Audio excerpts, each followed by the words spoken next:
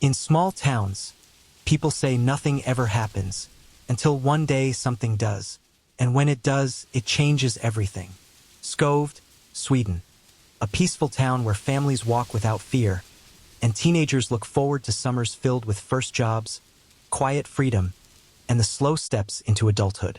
It was here that Lisa Holm, a bright-eyed 17-year-old girl, lived with her family. Kind, responsible, and deeply loved, Lisa was the kind of person who left a lasting impression on everyone she met. She had just finished high school and was preparing for the next chapter of her life. Before starting university to study social sciences, she took on a summer job at a small café in the village of Blomberg, a sleepy countryside area east of Gothenburg. Lisa had just been gifted a moped by her father, a reward for graduating and a symbol of her growing independence. For 2 weeks, her dad rode along with her to and from the café, helping her get used to the route and the vehicle. But on June 7, 2015, Lisa made the journey on her own for the very first time. It was meant to be a normal day. It was supposed to be uneventful. Lisa's shift at the café went by smoothly. She served customers, chatted with coworkers, and enjoyed the feeling of being responsible. At 6:23 p.m., she sent her dad a quick text. She was done for the day and heading home. Shortly after, she accidentally pocket-dialed him. He heard the muffled sound of coworkers in the background. Nothing alarming. That call would be the last time anyone ever heard her voice. By 7:30 p.m., Lisa still hadn't arrived home. Worried, her parents tried calling, but the calls went straight to voicemail. Her father, growing anxious, jumped into the car and began driving the route she should have taken, fearing maybe she had an accident. When he arrived at the cafe and saw her moped still parked outside, he felt a wave of relief until he noticed something strange. The keys were still in the ignition. Lisa was gone. The cafe was locked. The surrounding area was quiet. No one had seen Lisa leave. Her father called the police immediately, and a missing persons investigation began that very night. Officers searched the area with sniffer dogs. They even checked an old barn located just across from the cafe. But they found nothing. No signs of a struggle, no belongings, no clues. But Lisa's family knew. She wouldn't just vanish. By the next morning, Monday, June 8th, the search intensified. Flyers went up. Police expanded their sweep. But just as hope was starting to fade, a discovery shifted the investigation completely. A moped glove was found inside that same barn, one that had already been searched the night before. It belonged to Lisa. The glove was handed to police by a local farm manager. According to him, it had been found by workers earlier that morning. Unfortunately, because it passed through multiple hands before reaching law enforcement, any forensic evidence it carried was now compromised. Still, the discovery was significant.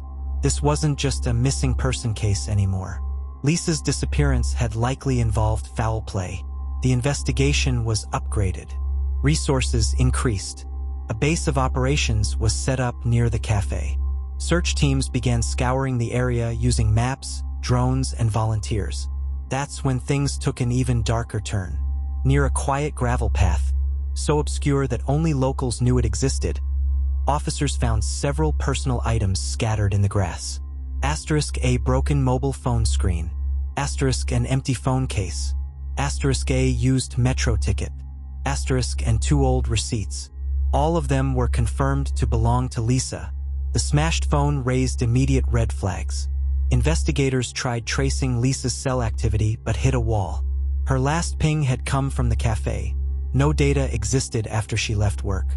Had someone forced her to turn off her phone, or taken it from her? The answer was becoming painfully clear. On June 9th, Lisa's driver's license and house keys were discovered. Each clue was more chilling than the last. Yet there was still no sign of Lisa herself.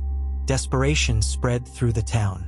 By June 10th, her name and photo were publicly released in a national press appeal. The response was overwhelming. Over 1,000 people from across Sweden joined the search, forming the largest volunteer search party in the country's history. But by now, every passing hour told a crueler story. Investigators decided to revisit previously searched locations, including the barn near the café, now infamous for producing Lisa's glove. And this time they found something else. Near the barn's entrance, tucked under a pile of hay and dust, searchers discovered a single earring, Lisa's earring. Its presence deepened suspicions that Lisa had been taken, or worse, somewhere on that property. With renewed urgency, forensic experts descended on the barn. The team combed through the structure room by room. But this wasn't just a simple wooden building. The barn had layers. There were storage areas, narrow rooms, a milking station, and an office space with a large window that faced directly toward the cafe. It was a perfect vantage point. Inside that office, they found more than just dust and empty shelves. On the wall beneath the window, investigators noticed biological stains. They would later test positive for male DNA. More unsettling, the pattern and location suggested something darker. Someone had spent time in that office watching the young cafe workers, possibly engaging in voyeuristic behavior. Forensic tests soon revealed a match. The DNA belonged to Nerijus Bilavicius, a 25-year-old Lithuanian laborer who worked at a nearby farm. He wasn't a stranger to the area. He and his brother, Aivaras, also from Lithuania, were employed to do manual labor at the very farm connected to that barn. Their house, a short walk from where Lisa's scattered belongings had been found. But at the time, Nerijus had an alibi. A few kilometers from the cafe sat Martorp Farm, a quiet rural property surrounded by trees, fields, and silence. Searchers arrived there following a grid-based sweep. As they approached, a car pulled up. Inside were Nerijus and his wife, along with his brother Aivaras. They told the volunteers not to bother. They claimed the farm had already been searched. Something about their behavior felt off. The volunteers decided to call the police. What came next changed the entire case. Upon arriving, officers spread out across Martorp Farm. Not long after, someone stumbled across a bundle of Lisa's items: her helmet, jacket, and earphones, hidden beneath branches and leaves. Following the nearby path, officers found themselves at an old, wooden storage trailer, the kind used to keep tools or work gear.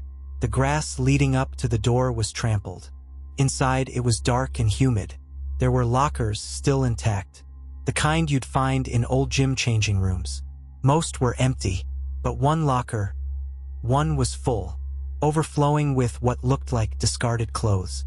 Until they looked closer, what they found was Lisa Holm's body, half-dressed, taped at the mouth and nose, with a rope around her neck, stuffed in a locker like a discarded item. The air went still. On Friday, June 12, just 5 days after Lisa vanished, the Swedish police raided the home of Nerijus Bilavicius. He was arrested on suspicion of kidnapping and murder, along with his brother and wife, who had both provided false alibis. Despite denying all involvement, the walls began closing in fast. The rope inside the milking room, which had tested positive for Lisa's DNA, now became crucial. It was suspected she had been hung there, possibly still alive, before being moved to the farm. Male fluids were found not only on Lisa's clothing, but also inside the barn. Forensic testing confirmed a direct DNA match with Nerijus. The man who once watched young girls from the barn window had done far worse. Still, Nerijus denied even knowing Lisa. He claimed innocence. His defense insisted that someone had planted the evidence to frame him. But his brother cracked. Faced with mounting pressure, Aivaras confessed. He told investigators that on the night Lisa vanished, Nerijus had returned home visibly shaken. He went straight to the washing machine with his clothes, something he never did. He also asked his brother to lie to police if they came asking questions. And lie he did until now. The pieces finally came together. On November 17, 2015, Nerijus Bilavicius was found guilty of murder and sentenced to life in prison. He showed little remorse, no confession, no apology, but fate had its own justice in store. In August 2022, while serving time in a Swedish prison, Nerijus was attacked by a fellow inmate. He was stabbed in the neck and died shortly after. Some say justice was finally served. Others say it came far too late. Lisa's funeral was attended by hundreds. Her favorite songs played through the church. Her parents, silent in their grief, refused most interviews, but released a statement. No sentence can bring her back, but we hope her story reminds everyone that even the safest places hide monsters. Lisa Holm was just 17. Her future stolen by a man hiding in plain sight.